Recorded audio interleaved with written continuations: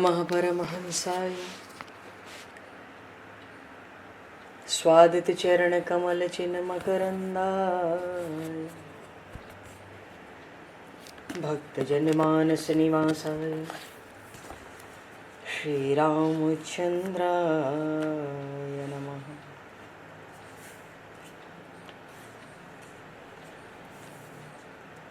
वंदे विदेहतनया पदपुंडरीकम् केशौरसौरभसमाहत योगिचेत्तम् हन्तुं प्रतापमनिशं मुनिहंससेव्यं सन्मानशालिपरिपीत परागपुञ्जम्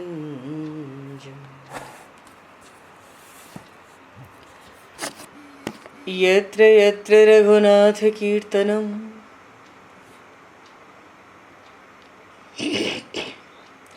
तत्र तत्र कृतमस्तकाञ्जलिं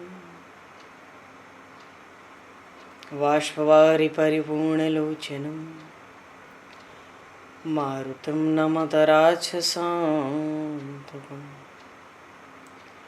कुन्द इंदुसमदेह उमारमण करुणायन जाहि दीन परनेह करहु कृपा मर्दन मयन।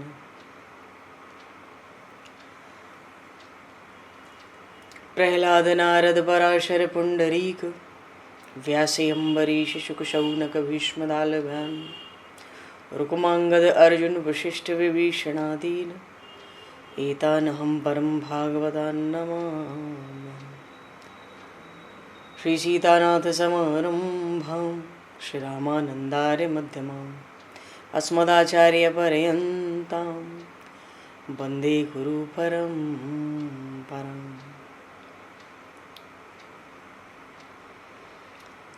वर्णानामर्थसङ्घानां रसानां छन्दसामपि मङ्गलानां च कर्तारो वन्दे वाणी विनायकौ।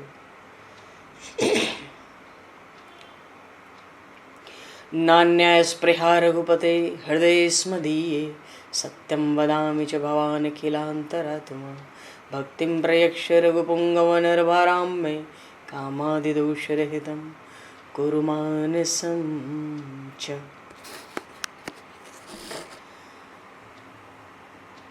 बंधु तुलसी के चरण भक्त भक्ति भगवंत गुरु चतुर्नाम वपु एक तिनके पद वंदन के नाशहि विघ्न अनेक। बंधु तुलसी के चरण जिनकी न्यो जग काज कल समुद्र घोरत लगो प्रगट्यो सप्त जहां। श्री गुरु चरण सरोज रज निज मन मुकुर सुधार वर्णो रघुवर विमल यश जोदायक फलचार। हरि शरण। श्री राम जय राम जय जय राम श्री राम जय राम जय जय राम। सीताराम जय सीताराम राधे श्याम जय राधे श्याम। जय रघुनंदन जय सिया राम जानकी वल्लभ सीताराम।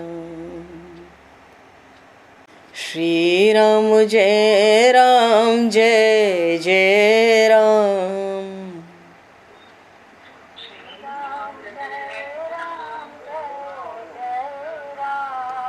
श्री राम जय जय राम।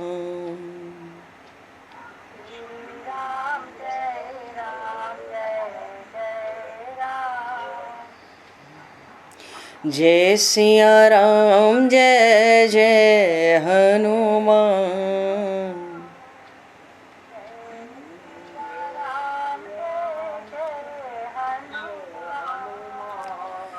श्री गुरु रामानंद भगवान।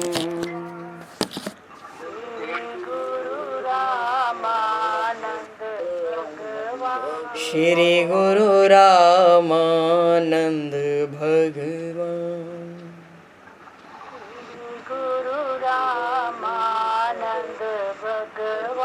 श्री राम जय जय राम।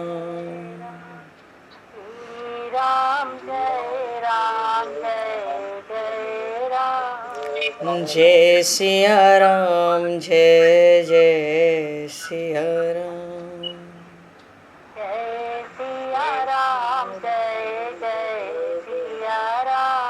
जय सिया राम जय जय सिया राम।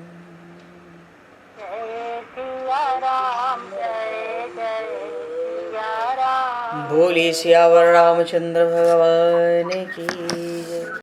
संपूर्ण राम दरबार की जय। श्री अवध मिथिला धाम की जय। श्री बांके बिहारी लाल की जय। 84 कोस ब्रजमंडल धाम की जय।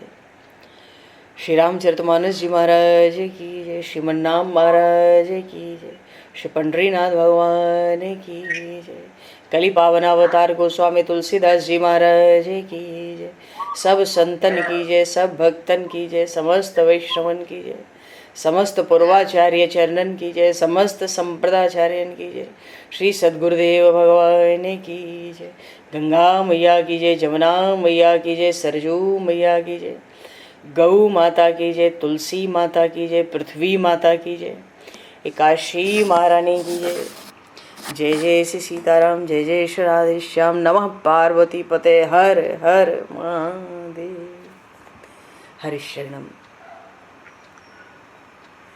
अनंत कोटि ब्रह्मांड नायक सर्वेश्वर पूर्ण परात्पर ब्रह्म असंख्य कल्याण गुणगणलय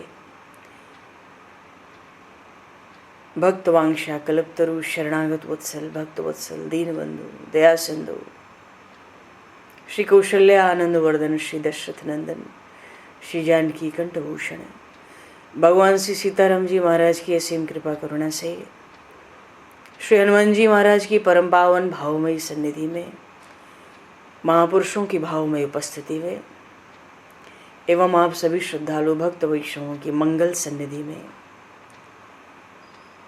मानव जीवन का सर्वोत्कृष्ट फल भगवत गुणगान भगवत कथा का आनंद हम सभी श्री राम कथा के माध्यम से प्राप्त करने जा रहे हैं। सर्वप्रथम आप सभी भक्त जनों के श्री चरणों में भगवत भाव से सादर वंदन सादर नमन। आप सभी को यथा योग्य जय सिया राम, जय जय श्री राधे हरि श्याम, जय श्री राम।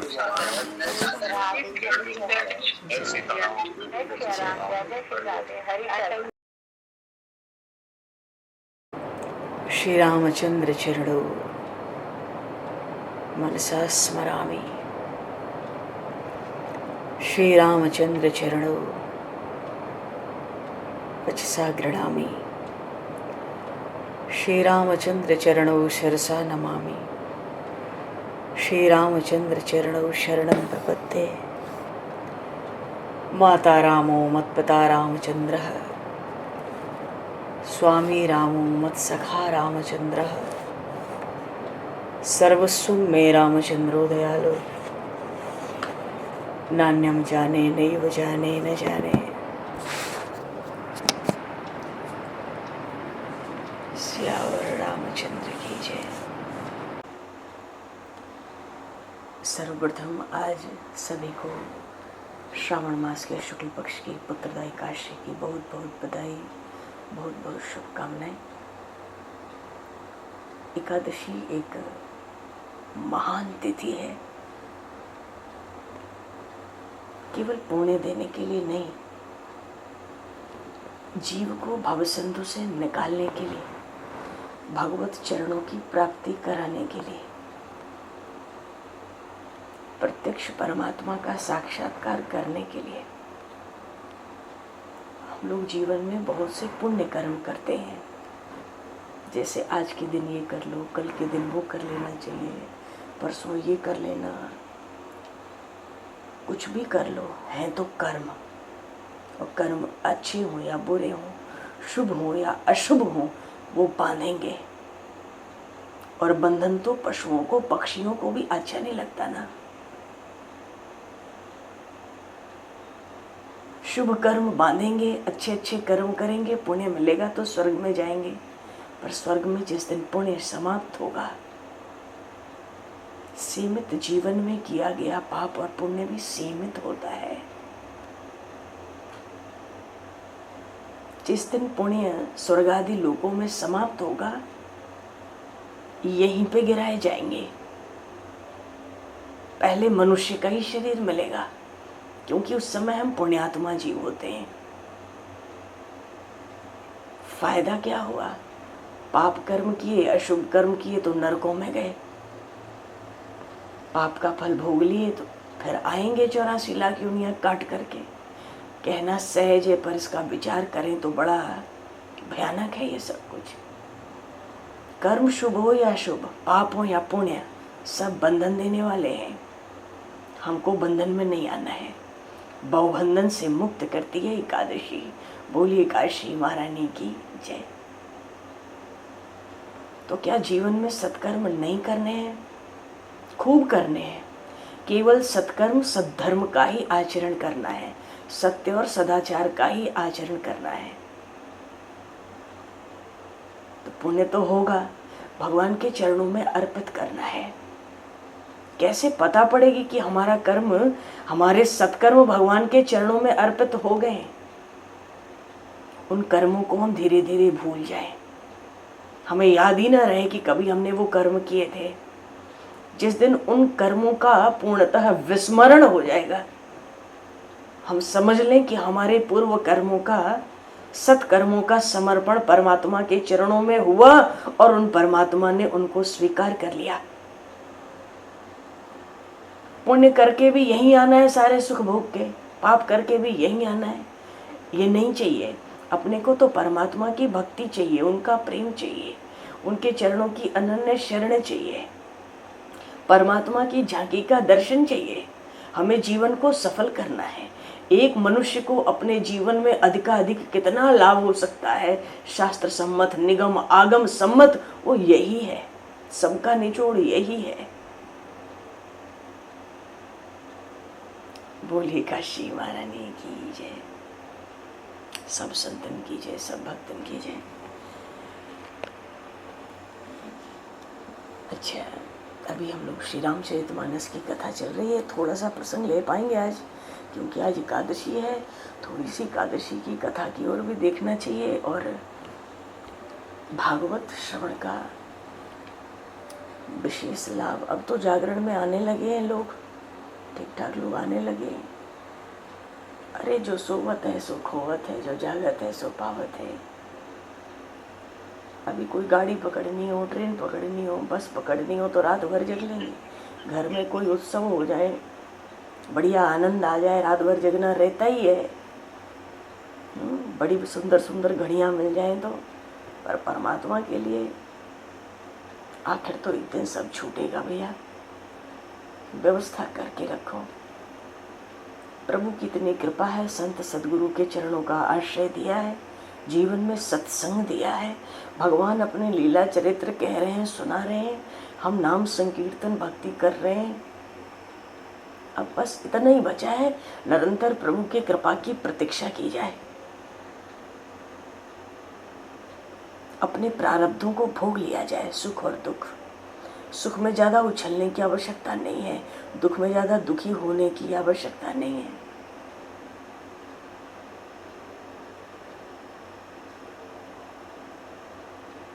उसको भोग लेना है, हमारी अनासक्ति बनी रहेगी। ये सार बात है। जीवन भर लोग कर्म करने को कहते हैं, घर भी बाहर भी, अच्छा बुरा, पर सब बंधन है। बंधन से छुड़ाने वाली भगवान के एक चरण कमल है, भगवान की भक्ति है। सुतीक्षण जी महाराज का प्रसंग था। बड़े प्रेमी, प्रेम लक्षणा भक्ति से परिपूर्ण भक्त हैं। और कल प्रसंग भी बड़ा सुंदर आया। भगवान ने कहा भाई वर मांग लो। भाई मेरा दर्शन तो अमोघ है, मम दर्शन फल परम अनूपा। माता शबरी से भी भगवान राम ने कहा था मम दर्शन फल परम अनूपा, जीव पाव निज सहज स्वरूपा। तो भगवान ने भी कहा परम प्रसन्न जान मुन मोही, जो बर मांगो देव सुतोही। जो बर मांगो वही दूं, मैं बड़ा प्रसन्न हूं, तुम ऐसा समझो दिल खोल के बर मांगो।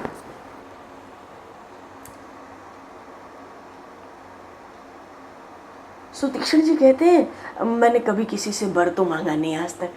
समझ न पड़े झूठ का साचा, क्या सच्चा क्या झूठा, और जो आपको ठीक लगे वही बढ़िया है। तुम ही नीक लागे रघुराई। हे नाथ, हे रघुनाथ जी, आपको जो बढ़िया लगे वही बर दो। वैसे भी आप दास को सुख देने वाले हो, मानो ये भी कह दिया जो बर दोगे उससे तो मुझे सुख ही मिलेगा। तो जो आपको ठीक लगे वो भर दो। भगवान ने भी भर दिया। अबेरल भगति बिरति बेज्ञाना, हो सकल गुण ज्ञान निधान, हो सकल गुण। देखो भगवान देने पे आते हैं तो दिल खोल के नहीं, इतने उदार उदार चूड़ामणि, उदार वो कि इतना दे दें कि मानो अपने घर में ही कुछ ना बचे। ये हालत है जाए।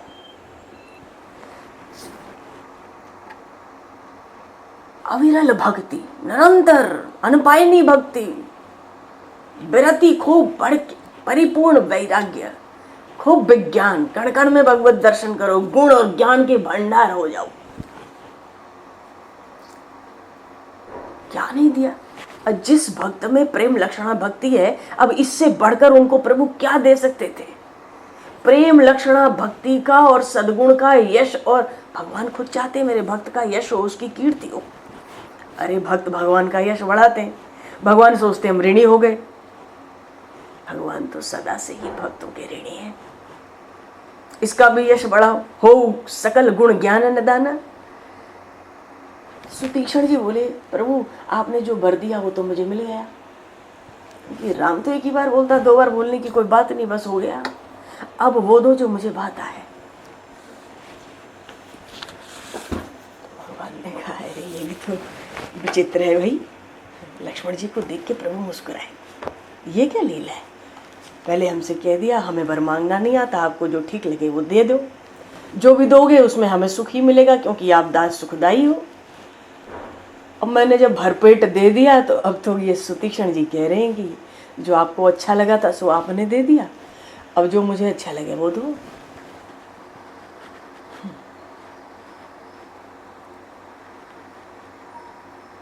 अच्छा एक चीज और थी, जैसे महर्षि शरभंग ने शरीर त्याग किया था प्रभु की उपस्थिति में, एक बार को दिल में ये भी वाल्मीकि रामायण में बात आई बड़े सूक्ष्म रूप से कि महर्षि सुतीक्षण के भी मन में आया अरे इससे बढ़िया गति क्या है। वो भगवान से कहे आपके दर्शन करते देह त्याग कर महर्षि शरभंग ब्रह्मलोक चले गए, धन्य थे वे। सुतीक्षण जी कहते महाराज अब ये जन भी आपका वृद्ध हो चुका है, आप अनुमति दें। भगवान भी प्रभु कहते हैं आपको जो भी लोक अभिष्ट होंगे वो मैं सब दे दूंगा। भगवान ने बड़े अत्यंत गंभीर होकर बात कही। इतना सुनते ही श्री जनक नंदनी तो सिहर उठी सुतीक्षण जी की प्रार्थना सुन के। वर में उन्होंने ये नहीं मांगा, वर अभी वो मांगेंगे, पर बीच की एक बात थी, ये सुतीक्षण जी ने थोड़ी भावना रखनी चाहिए। अरे भैया वन में आके प्रभु श्री राम भगवान से सीताराम सोचते हैं कि ये महर्षि शरभंग के समान क्यों सब ऋषि मुनियों के मरण का ही साक्षी होना है क्या हमें। ऐसे तो सब ऋषि मुनि हम सबको अभय करने आए हैं और सब इस आनंद में है कि पर ब्रह्म परमात्मा है, भाई अब इससे बढ़िया अवसर क्या मिलेगा, देह तो त्यागनी है, त्याग दो। और सब महान योगी हैं, प्रायः ब्रह्मवादी ऋषि हैं, तो ये योग अपने योगासन से सहज ही प्राणायाम से शरीर त्याग देते थे। तो भगवान ने सोचा भैया इस संभावना को एकदम समाप्त करना पड़ेगा, अब ये और आगे ना बढ़े महर्षि सरभंग से।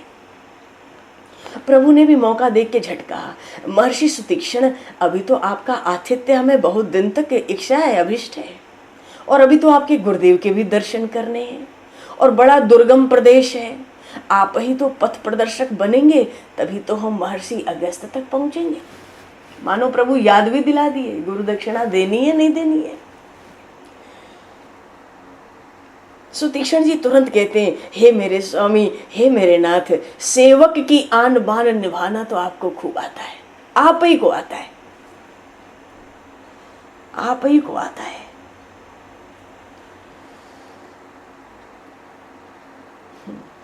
सुतीक्ष्ण जी भाव विभोर हो गए, प्रभु से कहते हैं, नाथ आप शील के सिंधु के अनुरूप हैं।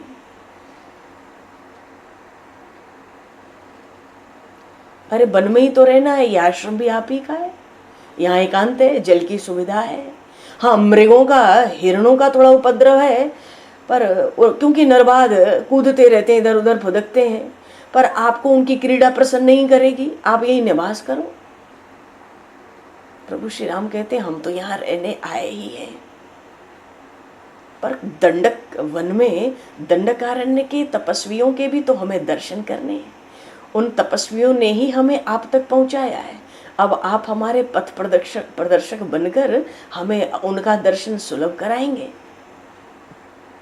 सुतीक्ष्ण जी ने बड़े हर्ष के साथ सेवा स्वीकार कर ली। उस रात्रि भगवान श्री सीताराम लक्ष्मण जी महाराज के साथ वहीं विराजे। दूसरे दिन से सुतीक्ष्ण जी साथ हो गए, ये क्रम बिल्कुल बन गया। अच्छा, वरदान क्या मांगा सुतीक्ष्ण जी ने भगवान से? प्रभु जो दीन सो बर में पावा, अब सो देहु मोहि जो भावा। वरदान मिल जाए तब तो आपको सब जगह लेके चले, तैयार हैं चलने के लिए, हमारे मन की बात होने दो। प्रभु ने कहा कहो। प्रभु चक्कर में तो आ ही गए थे, सारे वरदान हमसे ले लिए, अब कहते हैं मुझे वरदान मांगना नहीं आता, अब मांगूंगा, मांगो।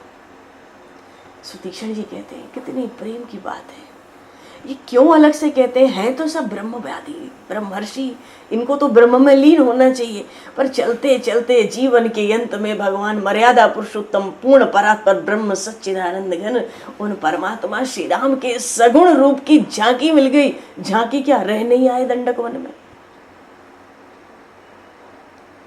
अनुज जानकी सहित प्रभु चाप बाण धर राम, मम हिय गगन इंदु इव बसहु सदा निष्काम। हे नाथ, आप श्री जनकराज तनया और अपने अनुज श्री लक्ष्मण जी के साथ ऐसे ही धनुष बाण लेके मेरे हृदय में विराजो निरंतर, जैसे आकाश में चंद्रमा विराजता है, मेरे हृदय में आप विराजो। बसहु सदा निष्काम, और फिर हृदय में आप हो तो कभी कोई कामना होगी। देखो बड़े बड़े ब्रह्म ज्ञानियों के ब्रह्म ज्ञान बह गए, वो विदेह राज जनक हो या महर्षि सरभंग हो या सुतीक्ष्ण जी हो या अन्यान्य हो या महर्षि वशिष्ठ हो, अभी महर्षि अगस्त आगे बैठे हैं, सबके बाप है। गजब की राम कथा करते हैं महर्षि अगस्त, गजब की राम कथा करते हो, तो सुना ही है बस, बड़ी विलक्षण राम कथा। तभी तो भगवान शिव ने राम कथा सुनी होगी माता सती के माता सती के साथ उनके पास। पर जैसे ही उस सच्चिदानंद घन के सगुण रूप का दर्शन होता है उस ब्रह्म के, ये ऐसे लोभी हो जाते हैं, ऐसे लोभी हो जाते हैं, वो भीतर का ब्रह्म ज्ञान को कहते हैं भैया तुम्हारी बड़ी सेवा की, अब तुम चलो, अब हमें आंख बंद करके कोई काम करना नहीं है, परमात्मा सामने हृदय में अब इसी रूप में बसो, अब तो दूसरी कोई छवि समा नहीं सकती।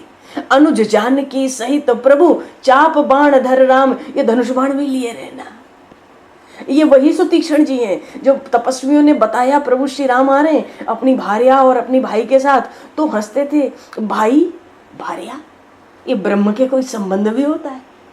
और देखकर झांकी का वो आनंद हुआ है, वो आनंद हुआ है कि उस आनंद में सराबोर है, प्रेम लक्षणा भक्ति पाई है। कहीं कहीं प्रसंग आया 10-11 वर्ष महर्षि सुतीक्षण के आश्रम पर ही प्रभु रह गए। वहीं से दंडक वन के सब ऋषियों महर्षियों को खूब सुख को आनंद दिया और खूब सत्संग किया।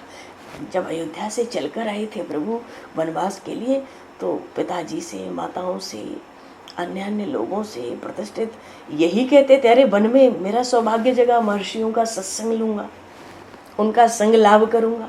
अब वो संग मिला है, अब वो संग मिला है महर्षियों का दंडक वन में भगवान को। महामुनि सुतीक्षण की साधना तो सफल हो गई थी, पूर्ण हो चुकी थी, पूर्ण हो चुकी थी उनकी प्रतीक्षा भी। अब उनको कुछ पाना तो था नहीं, कोई कर्तव्य विशेष तो रहा नहीं। भगवान श्री राम ने उनको और उनके आश्रम को भी स्वीकार कर लिया। सुतीक्षण जी पथ प्रदर्शक हो गए प्रभु के।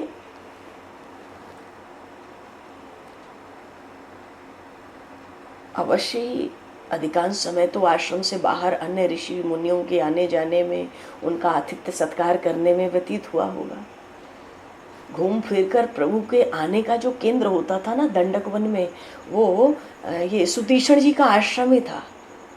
पर ऐसा नहीं था कि वहीं रहते थे रात्रि में, कहीं 10 दिन, कहीं 20 दिन, कहीं महीना, कहीं 2 महीना, कहीं 6 महीना, फिर लौट के आ जाते। तो सेवा, ये सेवा भी तो सुतीक्षण जी ने बड़े आनंद से, हर्ष के साथ स्वीकार कर ली।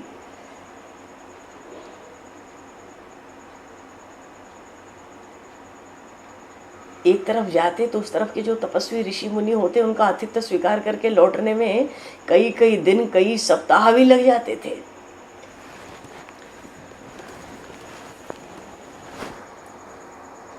और आगे के प्रसंग में, ये तो सुतीक्षण जी की अभी प्रेम लक्षणा भक्ति है जी। गोस्वामी जी ने तो आगे के चौपाई में कह दिया, एवमस्तु कहि रमा निवासा।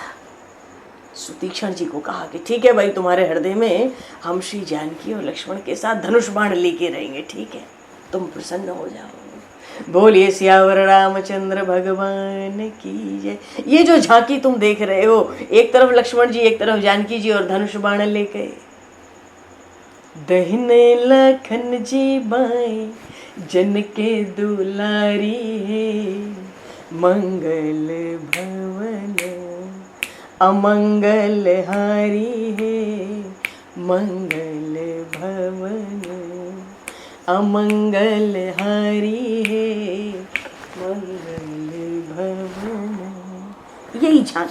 यही झांकी सुतीक्षण जी ने हृदय में रख ली। प्रभु ने एवमस्तु कहा, एवमस्तु कहे रमा निवासा। साक्षात आदि नारायण है। गोस्वामी जी को क्या है, तो जल्दी जल्दी चलना है, हर्ष चले कुंभज ऋषि पासा। पर अपने राम इतनी जल्दी महर्षि अगस्त के पास नहीं जा पाएंगे। थोड़ा सा एक आध दिन हम लोग और लेंगे महर्षि सुतीक्षण की प्रेम लक्षणा भक्ति के आनंद में। आज एकादशी है, थोड़ा सा समय एकादशी महारानी की भी। आज पुत्रदा एकादशी है। रात्रि जागरण में थोड़ा हम लोग एकादशी का थोड़ा सा विस्तार करके अपना जो कुछ आनंद बनता है प्रभु कृपा से ले लेते हैं। पर एकादशी के दिन श्रावण का शुक्ल पक्ष है और पुत्रदा एकादशी है। इसमें महर्षि लोमस का बड़ा सुंदर चरित्र है और इसका महात्मा भी इतना सुंदर कि महात्मा सुनते ही मनुष्य सब पाप से मुक्त हो जाता है। इस लोक में तो सुख पाता ही है, पर लोक में स्वर्गीय गति को प्राप्त करता है।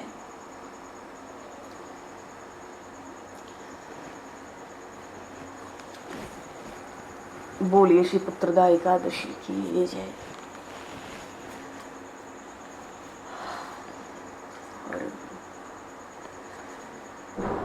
श्रीमद्भागवत महापुराण की जय। देखो, वाणी का एक नाम है रसना।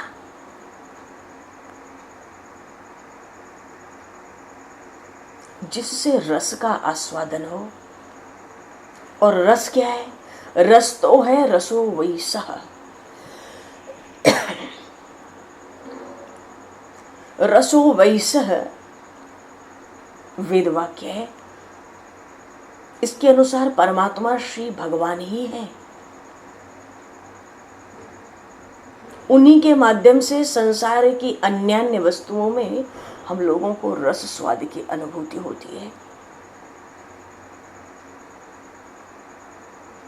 अच्छा, रसनात्मक वाणी इस संसार में कौन है? किसके पास रसनात्मक वाणी है?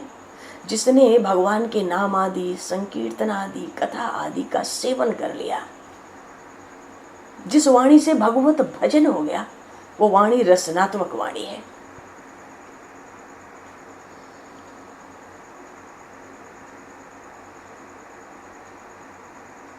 भागवत के प्रथम स्कंद में ही आया, जिसमें सुंदर रचना न भी हो, जो अशुद्ध शब्दों से युक्त भी हो, परंतु जिसका प्रत्येक श्लोक, मानो जिसका प्रत्येक प्रसंग भगवान के यश से सूचित हो, भगवान के सुंदर सुंदर नाम हो, सुंदर सुंदर लीलाएं हो, भगवान की सुंदर सुंदर वाणियां हो, तो ऐसे जो रचनाएं हैं, भले वो अशुद्ध शब्दों से युक्त हो भाई, ऐसी वाणी मानो जिसमें भगवान का ही और भगवान के भक्तों का ही यशोगान होता है। यत् फलम नास्ति तपसा न योगेन समाधिना तत्फलम लभते सम्यक कलौ केशव कीर्तनात्। श्रीमद् भागवत के प्रथम स्कंद में ही।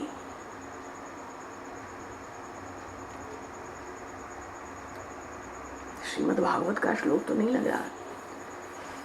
तत्फलम नास्ति तपसा न योगेन समाधिना तत्फलम लभते सम्यक कलौ केशव कीर्तनात्। भाव है, चलो भाव है, जो फल तपस्या, योग और समाधि से भी नहीं मिलता।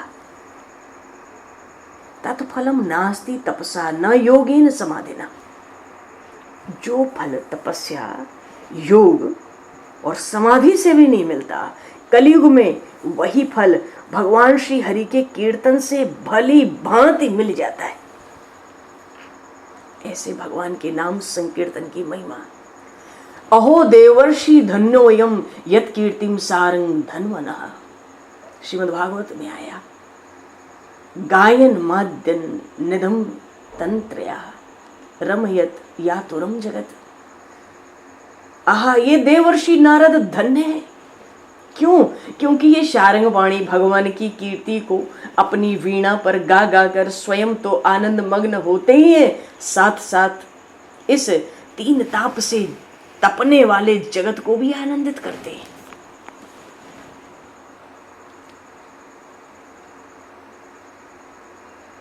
देवर्षि नारद व्यास नारायण भगवान से अपनी चर्या स्थिति जब बताते हैं तो कहते हैं वहां पर भी, देव दत्ता मिमाम वीणाम स्वर ब्रह्म विभूषिताम मूर्छेत्वा हरिकथाम गायमानश चराम्याम प्रगायतः स्ववीर्याणि तीर्थपादः प्रियश्रवाः आहूत इव मे शीघ्रम दर्शनम याति चेतसी। प्रथम स्कंद में 6 अध्याय में श्लोक आया है, साथ साथ आया ऐसे ही। नारद जी देवर्षि नारद को बता रहे, देखो मेरी चर्या क्या है। भगवान की दी हुई ये सप्त स्वरों की विभूषित वीणा है, इस पर तान छेड़ता हूं। क्या करता हूं मैं? भगवान की लीलाओं का गान करता हुआ सारे संसार में विचरता हूं। अरे, जिन प्रभु के चरण कमल समस्त तीर्थों के उद्गम स्थान हैं और जिन प्रभु का यशोगान, जिनकी लीलाओं कथाओं का कथन मुझे बहुत ही प्रिय लगता है, बस वो प्रभु को तो जैसे ही नाम संकीर्तन करो, उनके लीला चरित्रों का गान करो, बुलाए हुए की भांति तुरंत मेरे हृदय में आकर दर्शन दे देते हैं। और सूत जी महाराज सौनक आदि ऋषियों से कहते हैं, देखो ये देव ऋषि नारद बड़े धन्य हैं। सारंगबाणी भगवान की कीर्ति को अपनी वीणा पर गा गा कर स्वयं आनंद में मग्न होते रहते हैं, जगत को आनंदित करते हैं। पितामह भीष्म युधिष्ठिर जी महाराज से प्रथम स्कंद में कहते हैं, यस्यानुभावं भगवान वेद गुहितमं शिव देवर्षि नारद साक्षात भगवान कपिलो नृप। हे युधिष्ठिर, भगवान का प्रभाव अत्यंत गूढ़ और रहस्यमय है। तो उस प्रभाव को कौन कौन जानता है? पितामह भीष्म बताते हैं, उसे भगवान शंकर, देवर्षि नारद और स्वयं भगवान कपिल ही जानते हैं। भगवान के नाम संकीर्तन की कलयुग में बड़ी महिमा। हे नर भव नारायण शरण आदावन्ते मध्ये सततम रक्षण पालनम अखिलम। आदावन्ते मध्ये सततम रक्षण पालनम अखिलम। हे नर भव नारायण शरण। हे मनुष्य, हे मनुष्यों, हे मनुष्यों, श्री नारायण प्रभु की शरण ग्रहण करो। आदि अंत और मध्य में निरंतर जो जड़ चेतन दोनों प्रकार के प्राणियों का बड़ी तत्परता पूर्वक संपूर्ण रक्षाओं के साथ पालन पोषण का कार्य करते हैं, उन परम कृपालु, उन दीन बंधु, उन शील सिंधु, उन करुणा सिंधु श्री प्रभु में अपने मन को, अपनी बुद्धि को, अपनी मति को स्थिर करना चाहिए। अरे इस सृष्टि में केवल वो ही मनुष्य जो है, मनुष्य ही तो भगवान नारायण की प्राप्ति के योग्य हैं। प्राकृतिक रूप से योग्य मनुष्य ही तो है। मनुष्य ही परमात्मा की प्राप्ति कर सकते हैं। कोई देवता परमात्मा की प्राप्ति नहीं कर सकता। कोई देवता अपने लोक से उठ के भगवान के परम धाम को नहीं जा नहीं सकता। उसको पहले पृथ्वी पर पुण्य का फल भोग कर जब पुण्य शून्य हो जाएगा तो यहीं आना पड़ता है। और फिर तो कर्मों का बंधन है जी। फिर तो कर्म की गति इतनी गहन, जहां ले जाए सो जाना पड़ता है।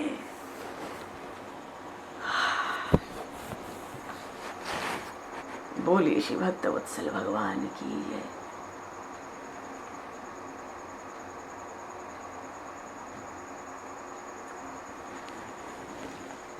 भागवत जी में, भागवत तो भागवत ही है।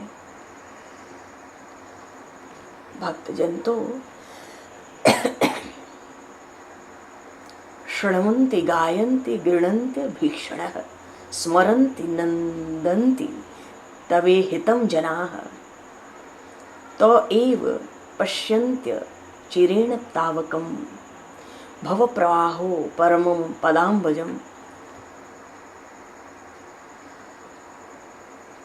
श्रवण और स्मरण करने योग्य माता कुंती कहती है, आपकी लीलाएं हैं। भक्तजन बार बार आपके चरित्र का श्रवण करते हैं, कीर्तन करते हैं, गान करते हैं। हम लोग भी गाएंगे। भगवान खरदूषण को मारेंगे ना, तब भी हम लोग भगवान के चरित्र गाएंगे। ऐसे प्रभु श्री राम के चरित्र हैं। केवल प्रेमा भक्ति को नहीं गाना है, खरदूषण का युद्ध भी गाना है। बड़ा सुंदर है गाने में। अरे राम रावण युद्ध भी बहुत सुंदर है गाने में। तो माता कुंती कहती है, भक्तजन बार बार आपके चरित्र का श्रवण, गान, कीर्तन, स्मरण कर करके आनंदित होते हैं। और जो बार बार आपकी लीला चरित्रों का श्रवण करेंगे और उनको गाएंगे और फिर उसका कीर्तन करेंगे, और रात को सोने से पहले, माता कुंती नहीं कहती है, पर सोने से पहले भगवान के लीला कथाओं का मनन अवश्य करना चाहिए। वो ही आपके चरण कमलों का दर्शन पाते हैं। फिर उनके लिए आपके चरण कमलों के दर्शन में विलंब नहीं होता, क्योंकि एक बार भगवान के चरण कमलों का दर्शन हुआ कि जन्म मृत्यु का जो प्रवाह है ना, ये 184 का सदा के लिए रुक जाता है। श्री कृष्ण, कृष्ण सख, तो सखा है अर्जुन जी के, चराचर के गुरु है वो। योगेश्वरा अखिलो गुरु भगवन नमस्ते। चराचर के गुरु हैं, कृष्णम वंदे जगत गुरुम। माता कुंती कहती है मैं आपको नमस्कार करती हूँ।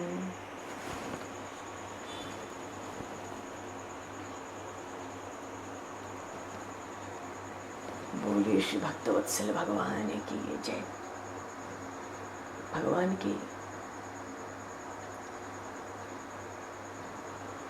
के गुणों का गान, उनका स्मरण, भगवान के गुणों का चिंतन।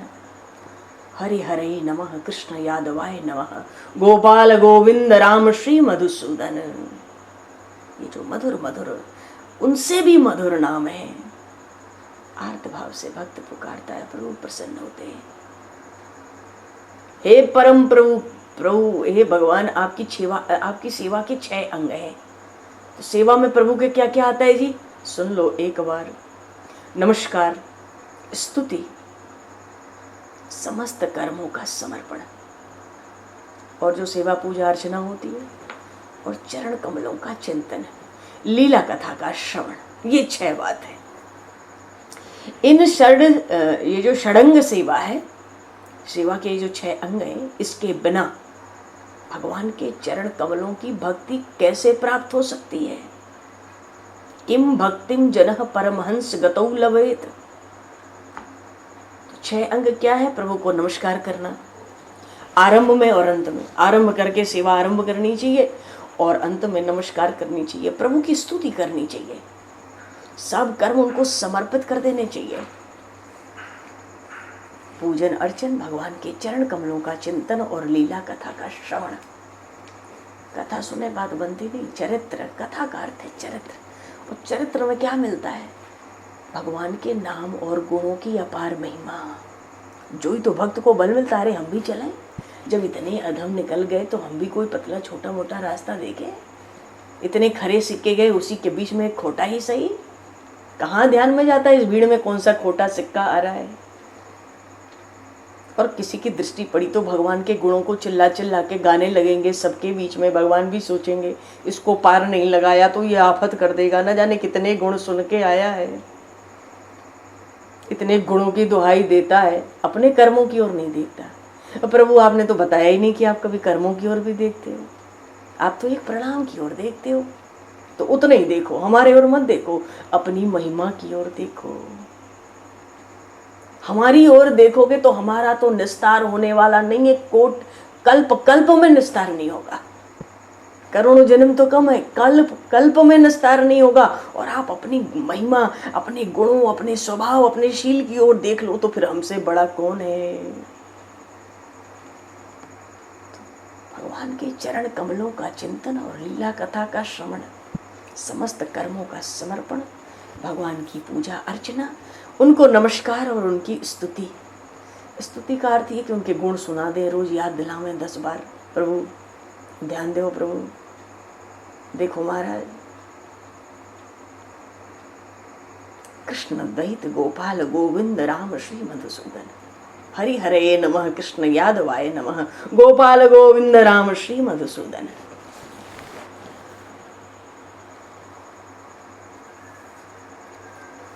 मोक्ष के बड़ा कठिन है मोक्ष भैया। आज संयम तो बचा नहीं, तप होता नहीं। मोक्ष के 10 साधन प्रसिद्ध हैं। मौन, 7वें स्कंद में बात आई भागवत के। मौन, व्रत, श्रुत, तपो, ध्यानम, स्वधर्म, व्याख्या, रहो, जप, समाधय, आप वर्ग्याः, प्रायः परम पुरुष ते त्वजितेन्द्रियाणाम वार्ता भवन्ति युत नवात्र तु दाम्भिकानाम। मौन, ब्रह्मचर्य, शास्त्रों का श्रवण, तपस्या, स्वाध्याय, धर्म पालन और युक्तियों से शास्त्रों की व्याख्या, एकांत सेवन, जप और समाधि। ये सब बात तो ठीक समझ आती है कि हाँ बिल्कुल बढ़िया चल रहा है, पर युक्तियों से शास्त्रों की व्याख्या क्यों करना है। जिसको मोक्ष पाना है उसको व्याख्या, ऐसा भी तो हो सकते हैं भाई ज्ञानी महात्मा परमहंस जन जो व्याख्या करने की आवश्यकता ना पड़े। अरे आवश्यकता तो पड़ेगी, क्योंकि जो आगे चलता है भगवान उसके ऊपर जीव कल्याण थोप देते हैं। तभी तो कहते हैं तुम्हारा भला करेंगे, पहले लेके आओ, सबका भला करो। ऐसे थोड़ा ही होता है। परहित बस जिनके मन माही, तिन कहा जग दुर्लभ कछु नाही। भगवान श्री राम ने जटायु जी से कही थी ये बात। तो कुछ समय 24 घंटे में हमारा परोपकार में जाना ही चाहिए। और अगर वो अगर वो परोपकार भगवत प्रत्यर्थ हो तो अति उत्तम है ना। बोले श्री भक्त वत्सल भगवान की जय। अब एकादशी और बोलेंगे तो रात को अभी चलना है ना रात तक। सीताराम कभी बोल रहे हैं कुछ तो निकल जा रहा है कुछ। एकादशी महारानी की कृपा। बोली एकादशी महारानी की जय। श्रीमद् भागवत महापुराण की जय। सियावर रामचंद्र भगवान की जय। सब संतन की जय, सब भक्तन की जय, सदगुरुदेव भगवान की जय। तो भगवान आज यहीं पर 2 पल कीर्तन बोलेंगे। जय सिया राम जय। बोलो आप लोग। जय सिया राम जय जय सिया राम। जय सिया राम जय जय सिया राम। जय सिया राम